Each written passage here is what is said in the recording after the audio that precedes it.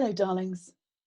Jess and Nat here, coming to you live and pre-recorded from lockdown. As marketers, we're all too aware of the potential brands have to go beyond what they're selling and actually change and shape culture. Remember a life before leftovers? No, of course you don't.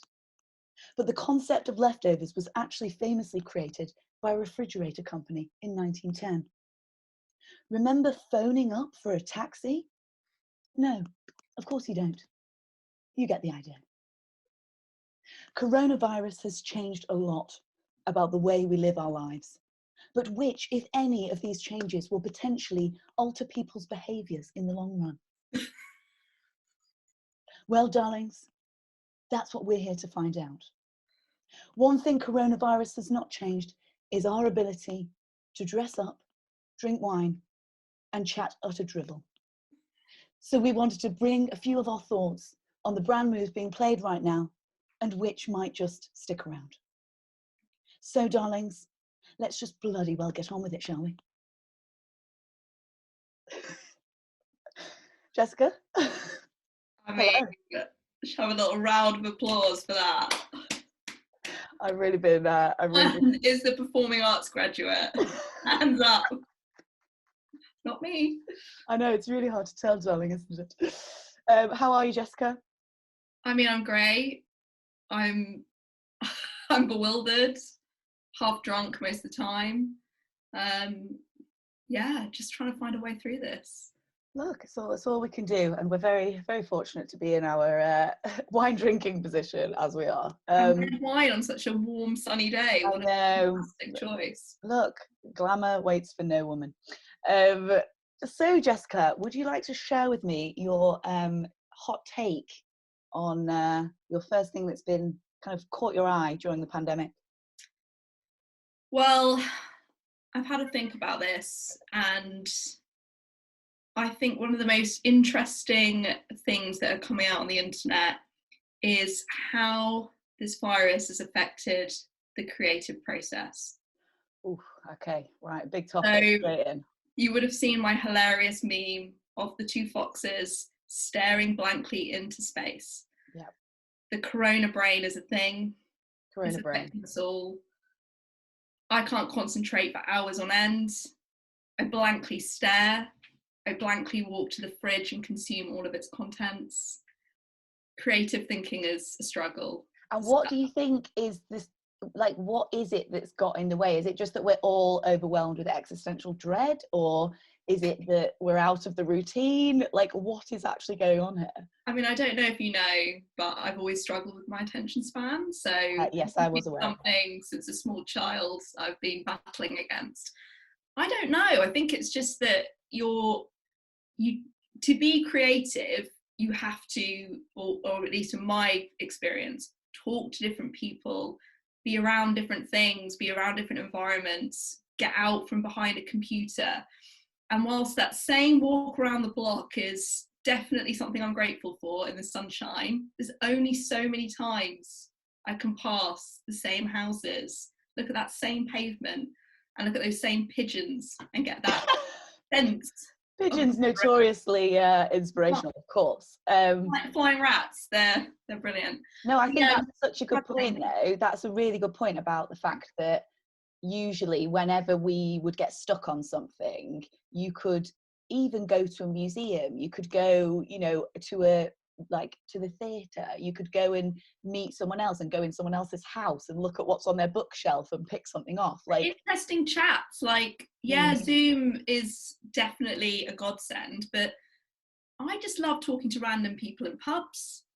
You can have the best conversations about Putin, one of my favourites, let's not go off down that avenue, but all types of things. And where are the weirdos you can chat to now? I know, that's a really, actually, is chat roulette still going? Because we could hop on there after this. We could. And also, like, where are the weirdos? I think we've answered that question.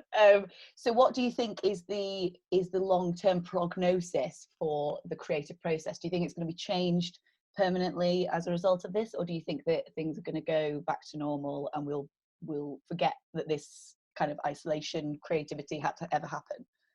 Well, I don't want to be too negative, but I don't think we're going anywhere for quite some time. So I think it's just peaks and troughs. And when you're at those peaks, you've just got to roll with it. You've just got to like get excited, sit down, get it all out, have a chat on Zoom, do what you have to do. And when you have those lows, you can just nap, you can lie down, you can go back to the fridge, whatever works for you. Or the bottle. Or the bottle. Yeah, no, I think you're right. I think like I've definitely been having those peaks and troughs, but I keep having to remind myself that I would have had those anyway. So all the tantrums that I usually have to you when I'm trying to do anything creative and I can't do it, like they did exist before. So I think it's like balancing it, isn't it, by being like, actually this is crazy. You're actually more easier to get hold of now because you're running around at some various sort of poetry soiree or something. So I think that frustrates you more, that you know that I know that you're just in your house doing nothing, so you can't escape. Yeah, no, that is true. My creative hole is no more the sanctuary that it once was. No, I'm watching you. Okay, well, good opener there. I like it. So my first point that I wanted to talk about was so this idea of like creating the new normal, and you'll know what I'm going to say when I start saying this because I've sent it to you already. So we all have to kind of like adapt and make changes right now, but they are, I would say, necessary rather than elective. And when I got served an advert the other day for a bucket hat, like a summer hat, with a full visor, protective visor over the front of it, that was being advertised alongside the caption, "New Chic," I really have to draw the line. I can't. Can I be honest though? Really? Because you really are the face of New Chic. You have been for years. So I don't know what your problem is. I think they targeted you perfectly. But you know what though? It's that thing of just going, actually, it's one thing to go, maybe the future will be that we'll all have to start wearing face masks, we'll have to change the way that we interact. Like that could be something that is a cultural and behavioural shift, but we don't need to make it fashion, surely. Is that, do you disagree? It's not something I've given much thought to, and really weirdly I haven't been targeted with any of these bespoke fashion choices, so okay. I can only think that they can really see that somebody who's so creative and formative really needs a look to go with this new you and this new normal. It would certainly be a look. I think that is one thing, isn't it? I don't know, I have this kind of like, I have this just like fundamental problem with, well, maybe that's the question then, right? So at the moment, brands are obviously having to change tack and having to change direction in what they're doing. They, like a lot of people, are genuinely trying to help other people come up with solutions, like change what they're making to create something that wasn't needed before, but it is now. But should we be spinning it that, you know, we're trying to create like new fashion out of this, or should we just go on the nose and just go, look, we all need to start wearing visors, here's a way to do it, attach it to a hat?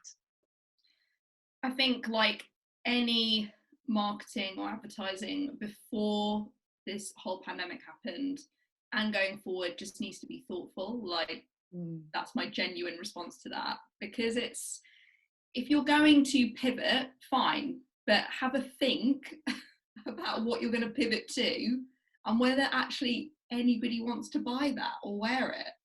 But who knows? Like I see people wearing tracksuits now, cycling shorts as fashion, kickers, Crocs. So if that's the next thing, I mean, as you can see, I'm a fashionista. Maybe not in our day, baby. Not in our day. Yeah. Well, yeah, I suppose like it kind of comes back to that chicken and egg thing, doesn't it? Do you suss out the demand and the marketplace and listen to your customers and create something for them, or do you create something new chic and just sort of like create a market for it and hope that people jump on it? I think, is it useful? Is it valuable? Are you being helpful? If any of those are a no, I would just perhaps step away from that, would be my advice to whoever the chic I swear brand is that. I don't even think it was a named brand. I think it was just calling it for what it was. New chic. New chic, done. New chic. Looking Well, forward to seeing okay. you wearing that soon. Yes, yeah, coming to an Instagram account near you. Oh. Okay, what have you got for me next? Oh, let me just go into my emails. Actually, this is a perfect segue for this one. Nice. Written in caps locks, so many fucking platforms. How do you manage them all?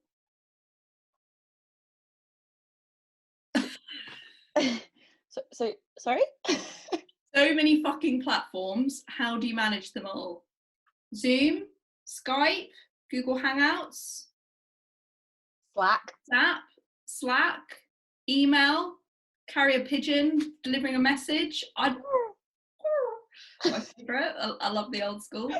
I just am losing my mind with how many platforms we're on. Like, and all of this digital innovation, let's launch a new technology, a new platform, this will help you do X, Y, and Z. Like another webinar about, I don't even know what, but it's overwhelming. I think I'm actually spending, ironically, less time online during lockdown than I am normally, just because I'm like, there's so much bullshit out there.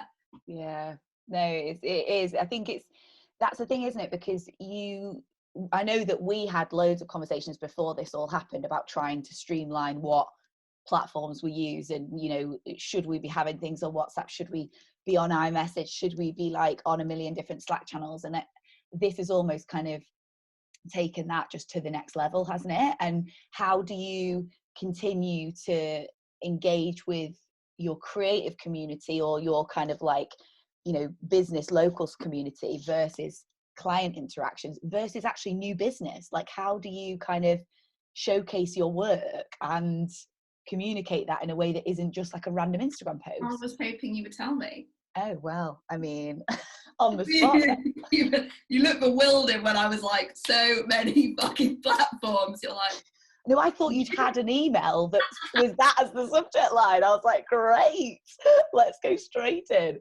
No, I'm finding it in an age of constant distraction.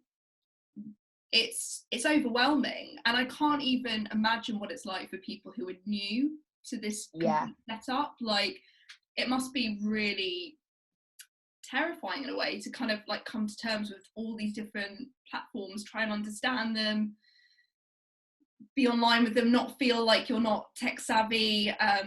It must be really difficult for some people, and as well, I'm finding that again, for that creative process, for a few hours to sit and think about something and really, create a fully sort of honed piece of work with notifications just coming left, right and centre, it's impossible. And there's also that personal perspective where you want to be able to feel like you're in touch with friends and family, or if you're having that office banter that someone's making you a cup of tea and you have a break. But in the formats that it's currently in, it's so easy to kind of get sidetracked, and before you know it, you're watching, I don't know, reruns of Love Island, and 7 hours later you haven't achieved it. Easily done, so easily done. No, I think it's such a good point. Like, I think there's a stat, isn't there, somewhere that's like, if you're in the zone and then you distract yourself, say you like check your phone or you respond to an email or you pick up like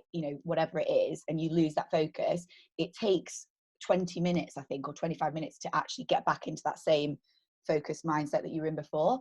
So I mean, God knows how you can do that when everything has been like funneled into your laptop or your phone, and you've not even got the opportunity to go, right, I'm actually just going to bin that off for the day and go out and sit in a cafe or whatever and do my notes or anything. And how much is just like the old-fashioned part of just getting a pen and paper and writing a to-do list? Like, I actually find that just doing that is more effective than having to drop online and be on 7 different platforms all at once. Yeah, because you lose track as well. I think it's how you can maintain those connections, and then also like showcasing your work, because if you've created something, you finish something, if now everyone's displaying things in exactly the same way, like how do you get that cut through of being able to showcase what you've done? I think that's another really difficult one, which, you know,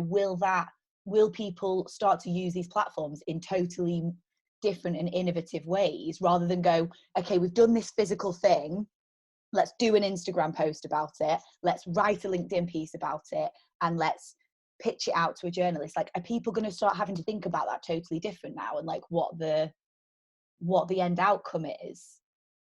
I think as well, it's like people are feeling, I get the sense when I go online that people are feeling really anxious and stressed. So they feel like if they just like vomit content out constantly, that's a good thing. Like, better to just be having a conversation, talking and doing something, rather than just taking a step back and thinking and being like, did I find that funny?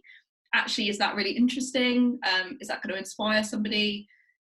Like, I think that's why actually I've taken a step away from being online at this moment, because I think it's okay to not have all the answers. Like everyone is saying, like Mark Ritson or Bob Hoffman, you know, everyone's looking to the future and is trying to predict what's happening. Nobody fucking knows. We don't have a clue. Like, I just want to get out and get to my local pub ASAP. Like, that's just what my focus is. But I think it's okay to just take things day by day, and it's okay as well to switch off notifications and just kind of streamline what works best for you, and do it thoughtfully and with care. Couldn't agree more. Sorry, this red wine's really getting my throat, darling. My final point that I wanted to bring to your attention, which is another thing that I think, you know, is this going to stick around, or is this just kind of indicative of the pandemic situation, is emails from the CEO. I'm just going to throw that out there. Have I ever heard from the CEO before? No. But all of a sudden, darling, I've got more CEOs in my inbox right now than there was in Soho House in the whole of 2019. Can you not tell I just literally have to deal with on a day-by-day basis? Like, no, absolutely ridiculous. But the introvert part of me is like, I know. I'm so sorry that I've made you do this in this way. So the point being, though, that the CEO is all of a sudden, you know, the mouthpiece of the brand. And I think in certain instances, it's a really, really good move. So, for example, Tesco, I'm getting like an email a week from the CEO of Tesco, which doesn't really matter that it's from the CEO necessarily, but I'm not. Again, I feel like you're just being targeted right and centre. I mean, it was personally directed. So bespoke about your marketing communications that you receive. I'm very confused now, actually. I'm more confused than I was when we started, which is probably inevitable.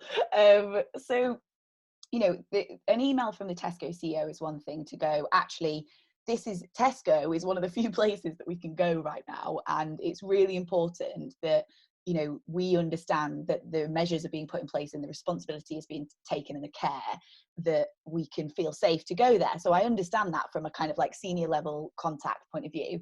But like a fitness studio that I went to once 3 years ago on a free trial, I don't really need to know what your CEO is saying about like I feel as though there's been a little bit of kind of certain companies maybe using this as an opportunity to go, well, we can put all that lists that we segmented for our email accounts and all of our customers that we'd kind of lapsed subscribers, we can try and like rebuild something. And I'm just not sure I'm thinking that's the most, you know, effective way to go about this.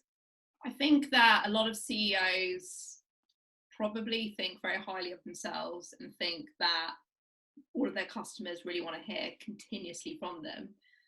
I mean, I'm okay with hearing from a CEO if they've got something interesting to say. I think all of the emails that I've got from CEOs I've deleted without reading because I don't have time. I mean, I've talked about the platforms, the notification. I've got CEOs, right. What do you want? Oh, nothing. You're just talking about a better world. You'll be here for tomorrow. You're going to hold my hand. Brilliant. Okay, delete. I don't have time for it. Like, if you're going to give me a deal, if you're going to give me some value, if you're going to tell me about a new product or how you're pivoting to be online, I'm great.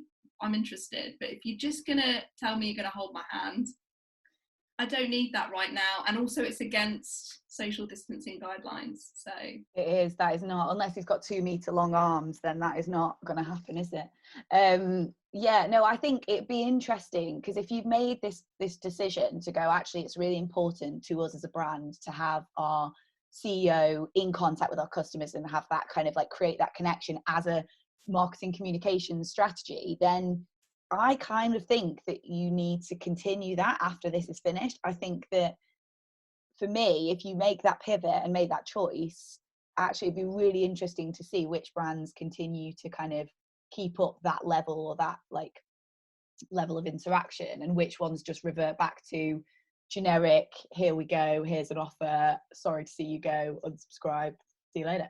I think it comes down to two things as well. It's when you genuinely care and you've been having a conversation with your clients in general anyway, like you would, you know, have a conversation not just when a pandemic's going on, and also just being like, not being scared to, you know, use humor or just offer something different other than the kind of banal messages that we've been seeing. From having watched The Amazing Dave Trott on Isolated Talks, it's so true that so many adverts and, you know, marketing campaigns are just forgotten. So whilst it might feel like the safe thing to do, and you might genuinely mean that you want to be there for your customers and get them through there, are people going to pay attention? And if they're not, what's the point? And what does being there mean? That's what I think is the crux of it, isn't it? It's like you said, you know, holding your hand is not really going to cut it right now. So what, if you're saying you're going to be there, I feel like it's if you're going to say something, you have to do it. And if you say you're going to be there, actually that's empty words. So why not just tell me or show me what you're doing to make good on that promise? Well, can you think of any brands that have done a good job then, since this is all kicked off? I mean, I definitely will have some, but on this one now, right, wait, let me think. Appalling that you just can't reel them off. No, but I think even if you don't, because also the point is, when you talk to consumers, they're not in this world like we are, so perhaps they wouldn't be able to think of something. And again, that's because there's just so much crap out there. Actually, interestingly enough, so I read something yesterday about the fact that so brand perception at the moment for certain brands who have, say, taken a wrong step during this process, so you potentially your Virgin Atlantics who have, you know, asked for bailouts, your Weatherspoons who have kind of made staff redundant, and JD Sports, I think it was, who have obviously Sports Direct, sorry, yes. Let's not no, we love you, well, obviously, you know, it's a difficult time for everyone, and also mistakes happen and wrong steps happen in normal life as well. This is just much more amplified because tensions are running so high.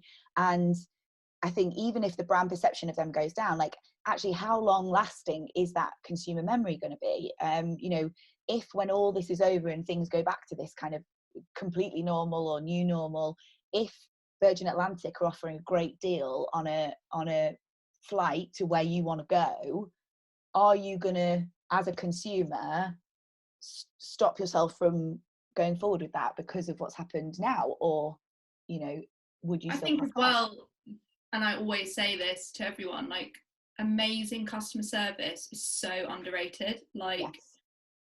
I mean, as you know, I was due to get married in August. I've had to unfortunately cancel that. But the suppliers and people that I've been working with, and in the travel industry as well for honeymoon, have been incredible. And the way that they've behaved and the way that they've worked alongside their customers has left me feeling really good about them, has made me want to spread the word and help them. And definitely in the case of my honeymoon would make me rebook that later down the line. And I think that, just remember, you know, it's that quote that I'm going to forget, you know, exactly what it says, but people remember how you make them feel. Yeah. So if somebody has felt like you have alleviated some of their anxiety, or you've genuinely felt that you've been there by going, let me work with you to help with this cost, or we can postpone this, or we can do X, Y, and Z, then actually that for me is somebody from a brand genuinely thinking about their customer and helping them out. Yeah. And that good feeling is something that I would tell my friends. It would be something that I would actively go and share online.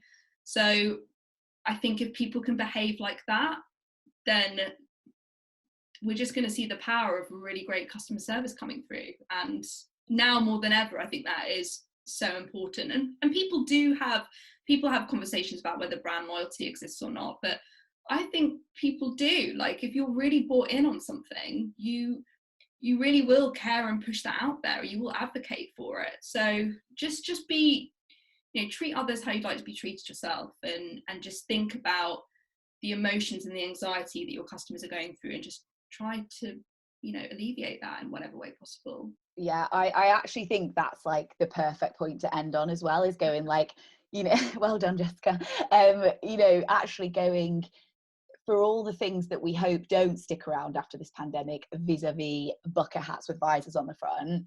If there's one thing that I think brands and people and businesses and everyone can learn from, it's the fact that, all of a sudden, everybody has kind of been able to empathize a lot more with human beings, because it's not that case of like everyone's just cracking on with their lives, and the people who are struggling or the people who are finding something difficult are the kind of others on the outside that don't feel like they're slotting into that rat race that we're all running around in. All of a sudden we've all got this like universal recognition for what everyone's going through, and obviously some so much more than others, and being able to have visibility on that up the scale as well. And I actually think that in relation to a customer service framework is really powerful, because if you forget the fact that customer service is like a division of your business, and go, no, this is about seeing people as human beings, talking to them like they are, and understanding and empathizing with them, I just think that is going to end up creating such a stronger brand loyalty. Just not empty words. Just think about what you actually tangibly can offer people. And even if you're actually offering people the chance to laugh at something, that's okay. Like, I think people are getting from this initial stage of panic and kind of anxiety through now to being like, I just want to have a laugh about something, like a guilty laugh about a meme, or like a funny joke, or just a comedy, whatever. So just offering that is better than saying you want to hold their hand. Yeah, agreed. It's the dating world too, so just an FYI. I mean, no comments. So I think we'll end it there with a cheers, darling. Cheers, darling.